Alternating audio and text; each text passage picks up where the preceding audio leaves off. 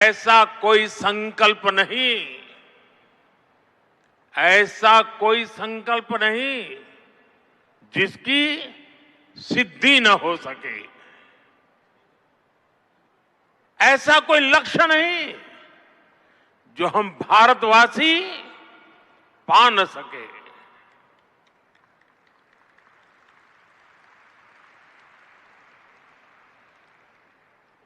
साथियों, वंदे मातरम के सामूहिक गान का ये अद्भुत अनुभव, ये वाकई अभिव्यक्ति से परे है। इतनी सारी आवाजों में एक लय, एक स्वर, एक भाव, एक जैसा रोमांच, एक जैसा प्रवाह, ऐसा तारतम्य, ऐसी तरंग, इस ऊर्जा ने हृदय को स्पंदित कर दिया है।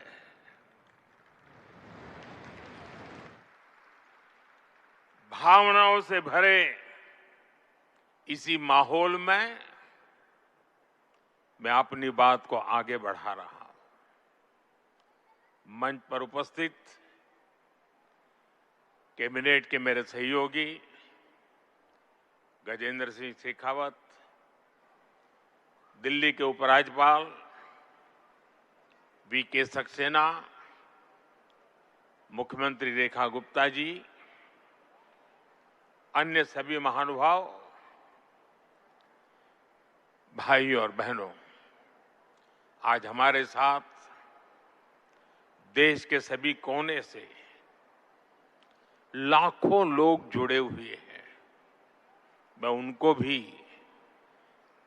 मेरी तरफ से वंदे मातरम से शुभकामनाएं देता हूं। आज 7 नवंबर का दिन बहुत ऐतिहासिक है। आज हम वंदे मातरम के 150वें वर्ष का महाउत्सव मना रहे हैं। ये पुण्य अवसर हमें नई प्रेरणा देगा, कोटि कोटि देशवासियों को नई ऊर्जा से भर देगा। इस दिन को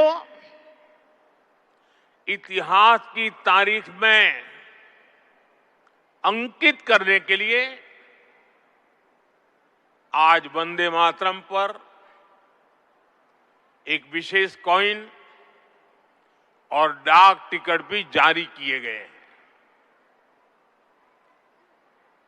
मैं देश के लक्षावधि महापुरुषों को, मां भारती के संतानों को वंदे मातरम इस मंत्र के लिए जीवन खपाने के लिए आज श्रद्धापूर्वक नमन करता हूं और देशवासियों को इस अवसर पर बहुत बहुत बधाई देता हूं।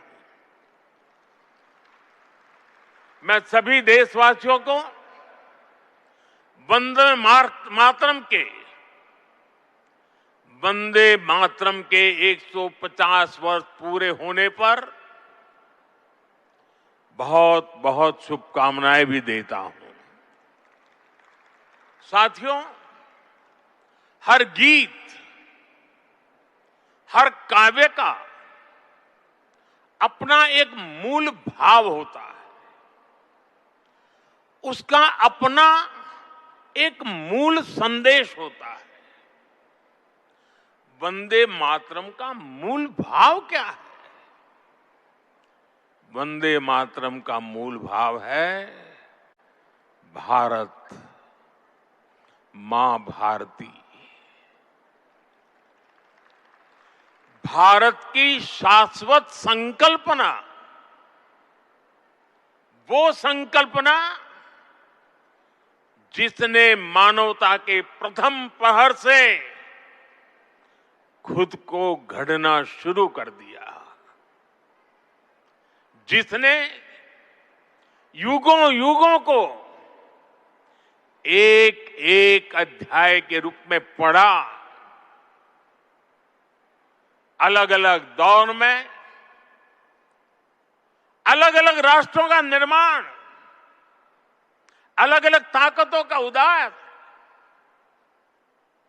नई नई सभ्यताओं का विकास, शून्य से शिखर तक उनकी यात्रा और शिखर से पुनः शून्य में उनका विलय, बनता बिगड़ता इतिहास, दुनिया का बदलता भूगोल, भारत ने ये सब कुछ देखा है। इंसान की इस अनंत यात्रा से हमने सीखा और समय समय पर नए निष्कर्ष निकाले। हमने उनके आधार पर अपनी सभ्यता के मूल्यों और आदर्शों को तराशा, उसे गढ़ा। हमने, हमारे पूर्वजों ने, हमारे ऋषियों ने, मुनियों ने, हमारे आचार्यों ने, भगवंतों ने, हमारे देशवासियों ने अपनी एक सांस्कृतिक पहचान बनाई। हमने ताकत और नैतिकता के संतुलन को बराबर समझा और तब जाकर भारत एक राष्ट्र के रूप में वो कुंदन बनकर उभरा जो अतीत की हर चोट सहता भी रहा और सहकर भी अमरत्व को प्राप्त कर गया। भाइयों बहनों, भारत की ये संकल्पना, उसके पीछे की वैचारिक शक्ति है। उठती गिरती दुनिया से अलग अपना स्वतंत्र अस्तित्व बोध, ये उपलब्धि और लयबद्ध, लिपिबद्ध होना, लयबद्ध होना और तब जाकर के हृदय की गहराई से, अनुभवों के निचोड़ से, संवेदनाओं की असीमता को प्राप्त कर करके वंदे मातरम जैसी रचना मिलती है। और इसलिए गुलामी के उस कालखंड में वंदे मातरम इस संकल्प का उद्घोष बन गया था और वो उद्घोष था भारत की आजादी का। मां भारती के हाथों से गुलामी की बेड़ियां टूटेगी और उसकी संतानें स्वयं अपने भाग्य की भाग्य विधाता बनेगी। साथियों, गुरुदेव रविंद्रनाथ ठाकुर ने एक बार कहा था, बंकिम चंद्र की आनंद मठ केवल उपन्यास नहीं है, ये स्वाधीन भारत का एक स्वप्न है। आप देखिए, आनंद मठ में वंदे मातरम का प्रसंग, वंदे मातरम की एक एक पंक्ति के, बंकिम बाबू के एक एक शब्द के उसके हर भाव के अपने गहरे निहितार्थ थे, निहितार्थ है। ये गीत गुलामी के कालखंड में रचना तो जरूर हो गई उस समय, लेकिन उसके शब्द कुछ वर्षों की गुलामी के साए में कभी भी कैद नहीं रहे। वो गुलामी की स्मृतियों से आजाद रहे। इसलिए वंदे मातरम हर दौर में, हर कालखंड में प्रासंगिक है। इसने अमरता को प्राप्त किया है। वंदे मातरम की पहली पंक्ति है, सुजलाम सुफलाम मलयज शीतलाम सच्य श्यामलाम मातरम। अर्थात प्रकृति के दिव्य वरदान से सुशोभित हमारी सुजलाम सुफलाम मातृभूमि को नमन। साथियों, यही तो भारत की हजारों साल पहचान रही है। यहां की नदियां, यहां के पहाड़, यहां के वन वृक्ष और यहां की उपजाऊ मिट्टी, ये धरती हमेशा सोना उगलने की ताकत रखती है।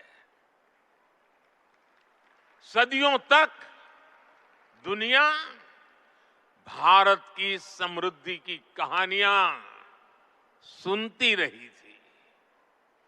कुछ ही शताब्दी पहले तक ग्लोबल जीडीपी का करीब 1/4 हिस्सा भारत के पास था।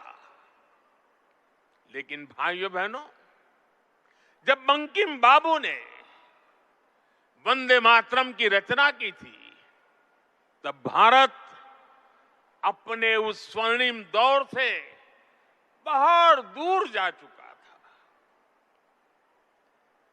विदेशी आक्रमणकारियों ने उनके हमले, लूटपाट, अंग्रेजों की शोषणकारी नीतियां, उस समय हमारा देश गरीबी और भूखमरी के चंगुल में करा रहा था।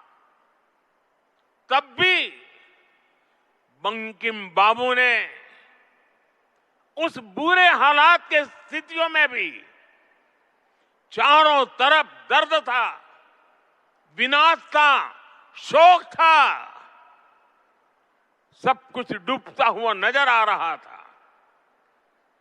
ऐसे समय बंकिम बाबू ने समृद्ध भारत का आह्वान किया, क्योंकि उन्हें विश्वास था कि मुश्किलें कितनी भी क्यों न हो, भारत अपने स्वर्णिम दौर को पुनर्जीवित कर सकता है। और इसलिए उन्होंने आह्वान किया, वंदे मातरम। साथियों, गुलामी के उस कालखंड में भारत को नीचा और पिछड़ा बताकर जिस तरह अंग्रेज अपनी हुकूमत को जस्टिफाई करते थे, इस प्रथम पंक्ति ने उस दुष्प्रचार को पूरी तरह से ध्वस्त करने का काम किया। इसलिए वंदे मातरम केवल आजादी का गान ही नहीं बना, बल्कि आजाद भारत कैसा होगा, वंदे मातरम ने वो सुजलाम सुफलाम सपना भी करोड़ों देशवासियों के सामने प्रस्तुत किया। साथियों, आज ये दिन हमें वंदे मातरम की असाधारण यात्रा और उसके प्रभाव को जानने का अवसर भी देता है।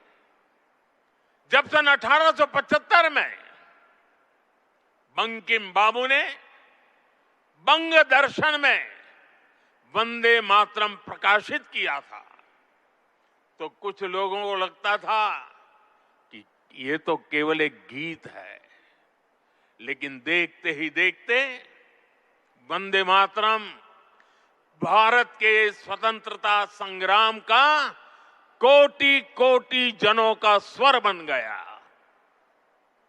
एक ऐसा स्वर जो हर क्रांतिकारी की जबान पर था, एक ऐसा स्वर जो हर भारतीय की भावनाओं को व्यक्त कर रहा था। आप देखिए, आजादी की लड़ाई का शायद ही ऐसा कोई अध्याय होगा जिससे वंदे मातरम किसी न किसी रूप से जुड़ा नहीं था। 1896 में गुरुदेव रवींद्रनाथ ठाकुर ने कोलकाता अधिवेशन में वंदे मातरम गाया। 1905 में बंगाल का विभाजन हुआ। ये देश को बांटने का अंग्रेजों का एक खतरनाक एक्सपेरिमेंट था, लेकिन वंदे मातरम उन मंसूबों के आगे चट्टान बनकर के खड़ा हो गया। बंगाल के विभाजन के विरोध में सड़कों पर एक ही आवाज थी, वंदे मातरम। साथियों, बरिसाल अधिवेशन में जब आंदोलनकारियों पर गोलियां चली, तब भी उनके होठों पर वही मंत्र था, वही शब्द थे, वंदे मातरम। भारत के बाहर रहकर आजादी के लिए काम कर रहे वीर सावरकर जैसे स्वतंत्र सेनानी, वो जब आपस में मिलते थे तो उनका अभिवादन वंदे मातरम से ही होता था। कितने ही क्रांतिकारियों ने फांसी के तख्त पर खड़े होकर भी वंदे मातरम बोला था। ऐसी कितनी ही घटनाएं, इतिहास की कितनी ही तारीखें, इतना बड़ा देश, अलग अलग प्रांत और इलाके, अलग अलग भाषा बोलने वाले लोग, उनका आंदोलन, लेकिन जो नारा, जो संकल्प, जो गीत हर जबान पर था, जो गीत हर स्वर में था, वो था वंदे मातरम। इसलिए भाइयों बहनों, 1927 में महात्मा गांधी ने कहा था, वंदे मातरम हमारे सामने संपूर्ण भारत का ऐसा चित्र उपस्थित कर देता है जो अखंड है। श्री अरविंदो ने वंदे मातरम को एक गीत से भी आगे उसे एक मंत्र कहा था। उन्होंने कहा, ये एक ऐसा मंत्र है जो आत्मबल जगाता है। भिकाजी कामा ने भारत का जो ध्वज तैयार करवाया था, उसमें बीच में भी लिखा था वंदे मातरम। साथियों, हमारा राष्ट्रध्वज समय के साथ कई बदलावों से गुजरा, लेकिन तब से लेकर आज तक, हमारे तिरंगे तक, देश का झंडा जब भी फहरता है तो हमारे मुंह से अनायास निकलता है, भारत माता की जय, वंदे मातरम। इसलिए आज जब हम उस राष्ट्र गीत के 150 वर्ष मना रहे हैं, तो ये देश के महान नायकों के प्रति हमारी श्रद्धांजलि है, और ये उन लाखों बलिदानियों को भी श्रद्धापूर्वक नमन है जो वंदे मातरम का आह्वान करते हुए फांसी के तख्त पर झूलते हुए, जो वंदे मातरम बोलते हुए कोड़ों की मार सहते रहे, जो वंदे मातरम का मंत्र जपते हुए बर्फ की सिल्लियों पर अड़ीग रहे। साथियों, आज हम 140 करोड़ देशवासी ऐसे सभी नाम अनाम गुमनाम राष्ट्र के लिए जीने मरने वालों को श्रद्धांजलि देते हैं, जो वंदे मातरम कहते हुए देश के लिए बलिदान हो गए, जिनके नाम इतिहास के पन्नों में कभी दर्ज ही नहीं हो पाए। साथियों, हमारे वेदों ने हमें सिखाया है, माता भूमि ही पुत्रो अहम पृथ्व्याः, अर्थात ये धरती हमारी मां है, ये देश हमारी मां है, हम इसी की संतानें हैं। भारत के लोगों ने वैदिक काल से ही राष्ट्र की इसी स्वरूप में कल्पना की, इसी स्वरूप में आराधना की। इसी वैदिक चिंतन से वंदे मातरम ने आजादी की लड़ाई में नई चेतना फूकी। साथियों, राष्ट्र को एक जियो पॉलिटिकल एंटिटी मानने वालों के लिए राष्ट्र को मां मानने का विचार हैरानी भरा हो सकता है, लेकिन भारत अलग है। भारत में मां जननी भी है और मां पालनहारिणी भी है। अगर संतान पर संकट आ जाए तो मां संहारकारिणी भी है। इसलिए वंदे मातरम कहता है, अबला के नमाए तबले बहुबल धारिणी नमामि तारिणी रिपुदल वारिणी मातरम वंदे मातरम, अर्थात अपार शक्ति धारण करने वाली भारत मां संकटों से पार भी कराने वाली और शत्रुओं का विनाश भी कराने वाली है। राष्ट्र को मां और मां को शक्ति स्वरूपा नारी मानने का ये विचार, इसका एक प्रभाव ये भी हुआ कि हमारे स्वतंत्रता संग्राम स्त्री पुरुष सबकी भागीदारी का संकल्प बन गया। हम फिर ऐसे भारत का सपना देख पाए जिसमें महिला शक्ति राष्ट्र निर्माण में सबसे आगे खड़ी दिखाई देगी। साथियों, वंदे मातरम आजादी के परवानों का तराना होने के साथ ही इस बात की भी प्रेरणा देता है कि हमें इसे आजादी की रक्षा कैसे करनी है। बंकिम बाबू के पूरे मूल गीत की पंक्तियां हैं, तम ही दुर्गा 10 प्रहरण धारिणी कमला कमल दल विहारिणी वाणी विद्यादायिनी नमामि त्वम नमामि कमलाम अमलाम अतुलाम सुजलाम सुबलाम मातरम वंदे मातरम।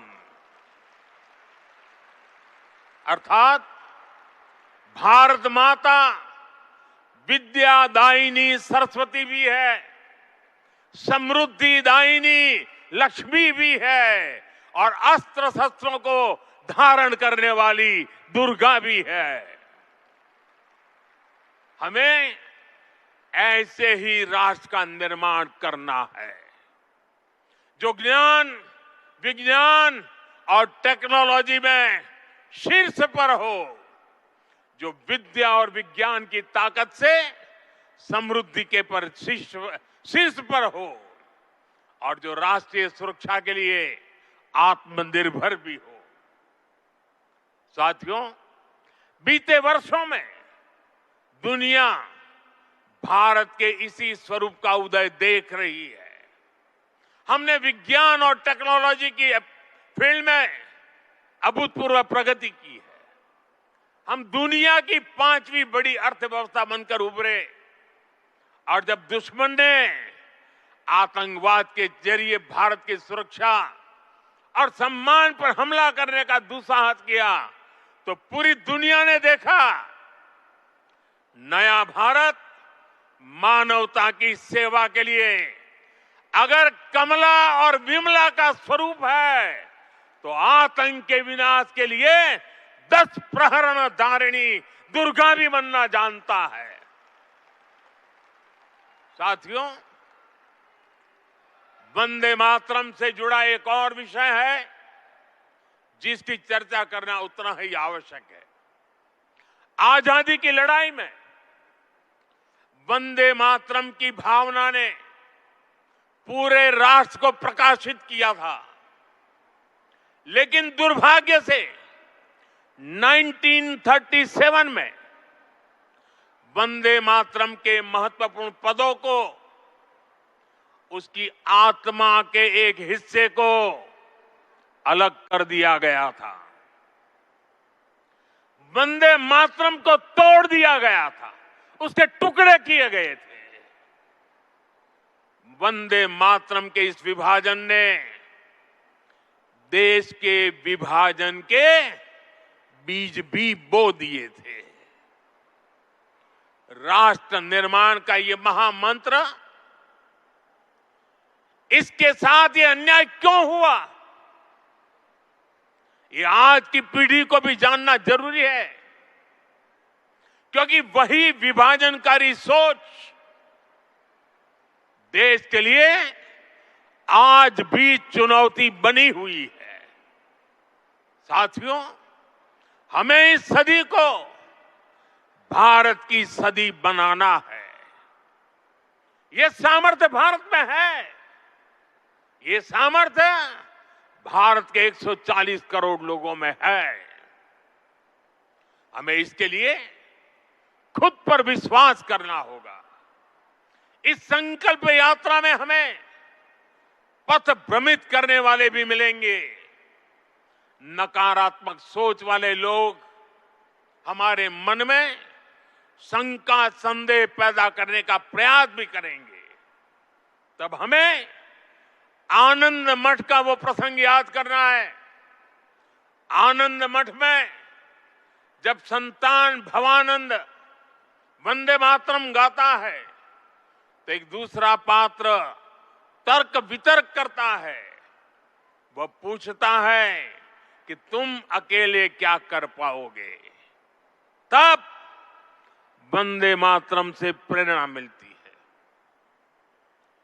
जिस माता के इतने करोड़ पुत्र पुत्री हो, उसके करोड़ों हाथ हो, वो माता अबला कैसे हो सकती है। आज तो भारत माता की 140 करोड़ संतान है, उसके 280 करोड़ भुजाएं हैं। इनमें से 60% तो से भी ज्यादा तो नौजवान है। दुनिया का सबसे बड़ा डेमोग्राफी एडवांटेज हमारे पास है। ये सामर्थ्य इस देश का है, ये सामर्थ्य मां भारती का है। ऐसा क्या है जो आज हमारे लिए असंभव है? ऐसा क्या है जो हमें वंदे मातरम के मूल सपने को पूरा करने से रोक सकता है? साथियों, आज आत्मनिर्भर भारत के विजन की सफलता, मेक इन इंडिया का संकल्प और 2047 में विकसित भारत के लक्ष्य की ओर बढ़ते हमारे कदम, देश जब ऐसे अभूतपूर्व समय में नई उपलब्धियां हासिल करता है तो हर देशवासी के मुंह से निकलता है वंदे मातरम। आज जब भारत चंद्रमा के साउथ पोल पर पहुंचने वाला पहला देश बनता है, जब नए भारत की आहट अंतरिक्ष से सुदूर कोने तक सुनाई देती है, तो हर देशवासी कह उठता है वंदे मातरम। आज जब हम हमारी बेटियों को स्पेस टेक्नोलॉजी से लेकर स्पोर्ट्स तक में शिखर पर पहुंचते देखते हैं। आज जब हम बेटियों को फाइटर जेट उड़ाते देखते हैं तो गौरव से भरा हर भारतीय का नारा होता है वंदे मातरम। साथियों, आज ही हमारे फौज के जवानों के लिए वन रैंक वन पेंशन लागू होने के 11 वर्ष हुए हैं। जब हमारी सेनाएं दुश्मन के नापाक इरादों को कुचल देती हैं, जब आतंकवाद, नक्सलवाद, माओवादी आतंक की कमर तोड़ी जाती है, तो हमारे सुरक्षा बल एक ही मंत्र से प्रेरित होते हैं और वो मंत्र है वंदे मातरम। साथियों, मां भारती के वंदन की यही स्पिरिट हमें विकसित भारत के लक्ष्य तक ले जाएगी। मुझे विश्वास है वंदे मातरम का मंत्र हमारी इस अमृत यात्रा में मां भारती की कोटि कोटि संतानों को निरंतर शक्ति देगा, प्रेरणा देगा। मैं एक बार फिर सभी देशवासियों को वंदे मातरम के 150 वर्ष पूरे होने पर हृदय से बहुत बहुत बधाई देता हूं और देश भर से मेरे साथ जुड़े हुए आप सबसे बहुत बहुत धन्यवाद करते हुए मेरे साथ खड़े होकर के पूरी ताकत से हाथ ऊपर करके बोलिए वंदे वंदे वंदे वंदे वंदे वंदे वंदे वंदे वंदे वंदे। बहुत बहुत धन्यवाद।